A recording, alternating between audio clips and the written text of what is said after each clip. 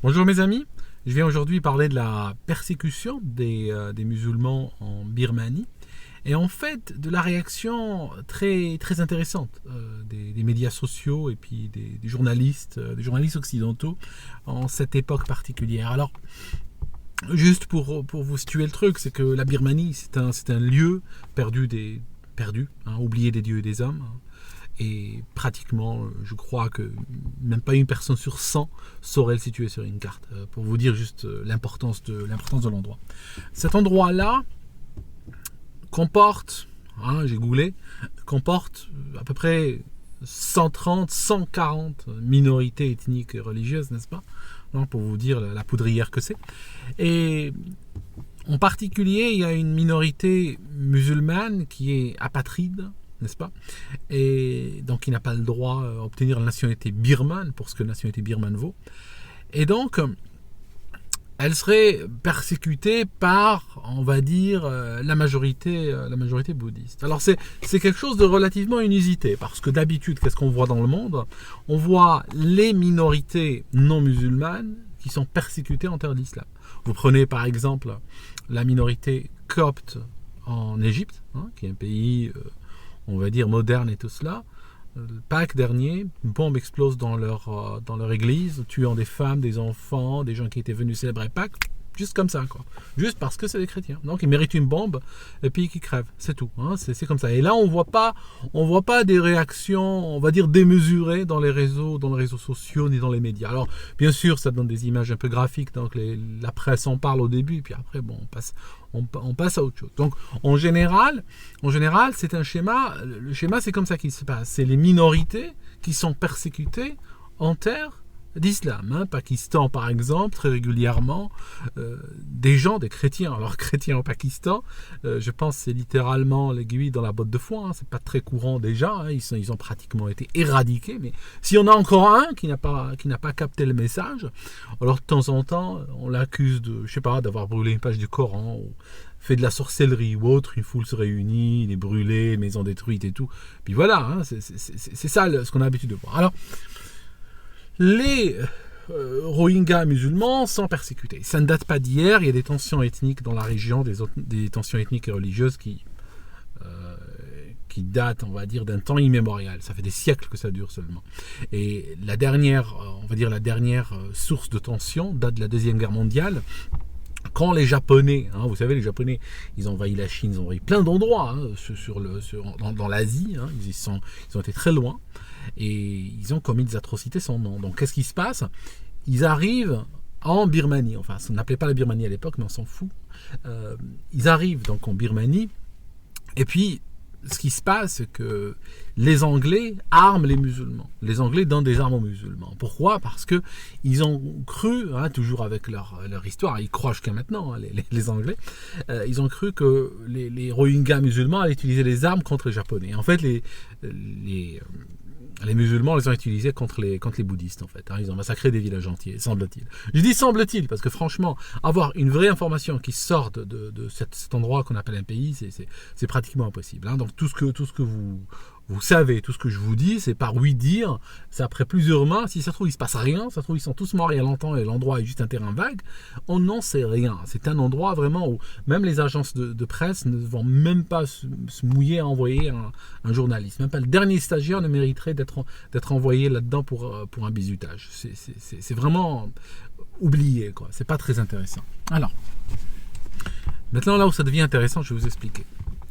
C'est que le Rohingya moyen, musulman birman, s'il vivait dans énormément de pays musulmans, il aurait été déjà persécuté, il aurait été mis en prison pour ses pratiques religieuses. Parce qu'ils auraient trouvé que ces pratiques, même s'ils se disent sunnites, ces pratiques mélangées de soufisme et tout ça, auraient été considérées borderline, auraient été considérées pas très orthodoxes, et auraient pu finir en prison, auraient pu être persécutés. On voit bien que dans les pays musulmans, même les plus ouverts, je ne parle pas du Pakistan, je parle d'Algérie, je parle du Maroc, on peut arrêter quelqu'un pour une pratique islamique qui sort un petit peu de l'orthodoxie. C'est littéralement Ibn Taymiyyah, tu sors, on te tue. Alors, pourquoi on voit pourquoi on voit comment dirais-je, on voit cette sorte de prise de conscience soudaine. Alors je vois des jeunes qui pleurent dans les réseaux sociaux. Littéralement, ils pleurent. J'ai des crises d'hystérie, des pleurs, littéralement sur les réseaux sociaux en appelant l'humanité à défendre les musulmans birmans. Pourquoi cela? Et pourquoi on n'a pas vu de telles crises quand, par exemple, les terroristes de Daesh allaient en Syrie et massacraient des gens, massacraient les Syriens, par exemple. Ils n'étaient pas musulmans, les Syriens. Ils ont été massacrés au couteau, les scènes filmées. Et qu'est-ce qu'on a obtenu en retour? On a obtenu que des milliers et des milliers de musulmans ont voulu les rejoindre. On en a arrêté dans les aéroports, mais à qui mieux. Et ceux qu'on n'arrêtait pas arrivaient là-bas, puis on voyait leur gueule dans les vidéos en train d'égorger encore. On n'a pas vu outre mesure, on n'a pas vu une grande indignation, on va dire, dans les réseaux sociaux. Pourquoi ce cas particulier? Quand les Boko Haram, vous me direz, c'était des chrétiennes, quand Boko Haram va kidnapper des centaines de gamines de 12-13 ans, aller les violer en masse. On n'a pas vu beaucoup d'indignation sur les réseaux sociaux. Bon, là, c'est vrai qu'on peut comprendre parce que ce n'était pas l'islam qui était en rôle de persécuter, mais il était en rôle de persécuteur. Donc, c'est vrai que ma logique est un peu tordue. C'est vrai que c'est normal là qu'il n'y ait pas d'indignation. Mais la Syrie, pourquoi il n'y a pas eu d'indignation? C'est des musulmans. Pourquoi? Alors, ce qui se passe, je vais vous expliquer le truc. La vérité, je pense que beaucoup l'ont deviné, c'est que si vous prenez les musulmans en Europe ou du pays d'où je viens, l'Algérie, la vérité, c'est qu'ils s'en foutent. La majorité d'entre eux s'en foutent complètement du birman moyen. D'accord? Le musulman birman, franchement, c'est le dernier de leurs soucis. Maintenant, vous avez parlé de la radicalisation islamique. Je vous avais parlé que la radicalisation, pourquoi les Occidentaux disent « Oui, c'est radicalisé comme ça, c'est très rapide, on n'a rien vu venir. » Non, c'est pas comme ça. La radicalisation suit un certain nombre d'étapes, par palier initiatique. Et puis, chacun y travaille. Le recruteur de Daesh ou le recruteur d'Al-Qaïda, celui qui met la bombe à la main, celui-là arrive en dernier. Mais celui-là, pourquoi il a le travail facile? Pourquoi il radicalise vite? Pourquoi il recrute vite? Parce qu'il y a énormément de gens avant lui qui ont préparé le candidat. De sorte que le recruteur de Daesh sait sur quel ressort jouer. Parce que ces ressorts, il n'a pas, lui, besoin de les placer dans la tête du candidat. Ces ressorts ont été déjà placés là par son école, par son gouvernement, par ses médias, par son État, par sa famille, par sa maman, par tout ce monde-là. Donc il n'a qu'à jouer sur des ressorts existants. Voilà, c'est simple. Alors, qu'est-ce qui se passe? Un des ressorts importants, c'est la victimisation. C'est l'hystérie victimaire. C'est faire à croire à l'enfant ou à l'adolescent, quitte à utiliser de fausses preuves, je vais vous expliquer dans une minute, qu'il y a dans le monde plein d'endroits où il est massacré juste parce qu'il serait musulman. Juste où des gens comme lui sont massacrés. Tués juste parce que nominativement, ils sont musulmans, ils n'ont rien fait d'autre. Et ils sont tués et le monde est l'ennemi de l'islam. D'accord? Moi, quand j'étais petit, on me disait que le monde entier nous envie l'islam, qu'on a une bénédiction qu'on appelle l'islam, et puis que le monde entier nous enviait cette bénédiction et le monde entier voulait que nous nous éloignions de l'islam et voulait nous tuer à cause de l'islam, etc. Donc quand on arrive à donner des cas précis en montrant des images de Rohingyas, il faut aller chercher très loin quand même, la Birmanie. Donc jusqu'en Birmanie pour chercher des images de persécution, c'est vrai que ça permet de construire ce délire victimaire. Parce que ce délire-là, ça fait partie de ce qui nourrit l'agressivité chez l'enfant, parce que l'enfant futur djihadiste quand même, je veux dire, la meilleure chose qu'il peut faire, c'est aller se flinguer au nom d'un calife, et puis comme ça il pourra sauver sa famille, parce que vous savez, parmi ce qu'on donne aux djihadistes, il ne faut pas juste penser aux 72 vierges, il faut penser aussi aux 70 personnes de sa famille qu'il pourra sauver des flammes de l'enfer, c'est que Dieu lui donnera 70 jokers et pourra le distribuer comme il veut, d'accord? Donc si vous prenez les assassins d'Al-Qaïda et tout ça, toute leur famille iront avec eux au paradis, officiel, dans le livre islamique, c'est pas moi qui l'invente. Alors, ce qui se passe, c'est que ce discours qu'on a aujourd'hui, il est basé la plupart du temps sur de fausses images, parce qu'il n'y a pas de vraies images de toute façon. Alors, je vous donne des exemples. Vous savez comment chercher sur Google Images, c'est très facile. Donc, quand quelqu'un vous montre une image et vous dit c'est la persécution de musulmans en Birmanie, vous prenez l'image, vous allez sur image.google.com, vous rentrez l'image là, et Google vous donne la source de cette image là, vous donne les autres endroits où elle a été publiée.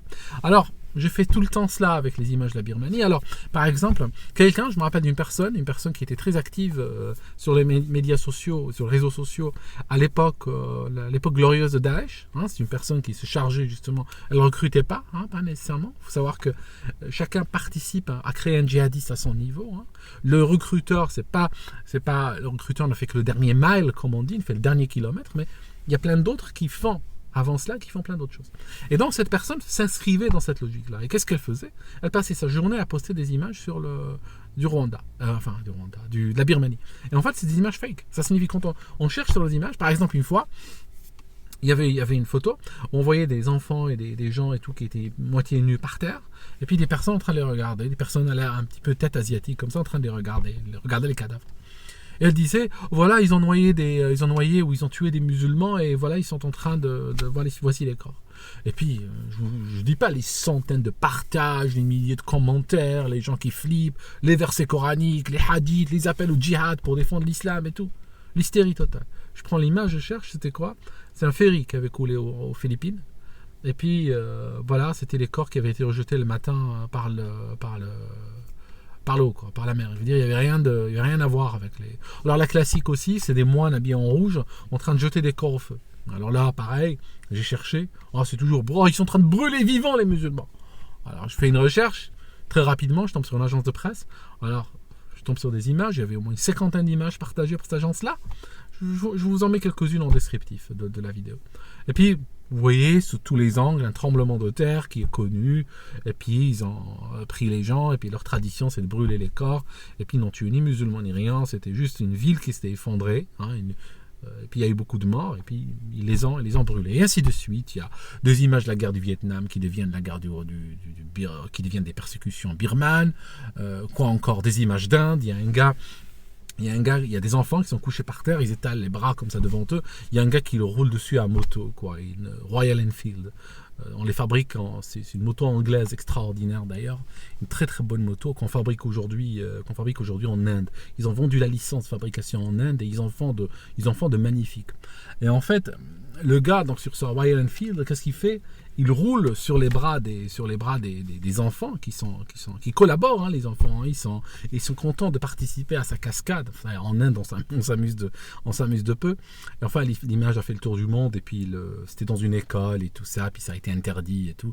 Bon, voilà quoi, ça fait un petit peu scandale. Mais quand elle est distribuée sur les médias sociaux, sur Facebook et autres, ça devient, regardez, un chrétien, enfin un bouddhiste ou peu importe, est en train de rouler sur les bras d'enfants musulmans pour les torturer. Je veux dire n'importe quoi. Mais j'ai pas pu trouver d'image authentique. Chaque fois, c'était des images fake, faites exprès pour exciter le sentiment victimaire. Alors, si je dézoome encore, qu'est-ce qu'on va voir?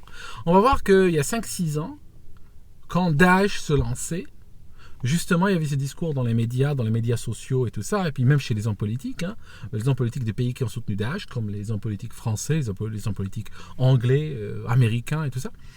Il y avait ce discours de Bachar al-Assad s'est réveillé un matin, c'est devenu un boucher, et il a commencé à massacrer son peuple, comme ça, gratuitement, juste cette idée, il a commencé à massacrer son peuple, et puis il lançait ce qu'il parlait à l'époque de bombes sous forme de baril, comme si la forme de baril allait peut-être générer chez l'individu, je sais pas, peut-être de mauvais souvenirs ou autres, je ne sais pas. Alors, ce qui se passe, c'est qu'aujourd'hui, on voit le même discours. Aujourd'hui, Daesh est en train de se faire exterminer en Syrie, et qu'est-ce qui se passe?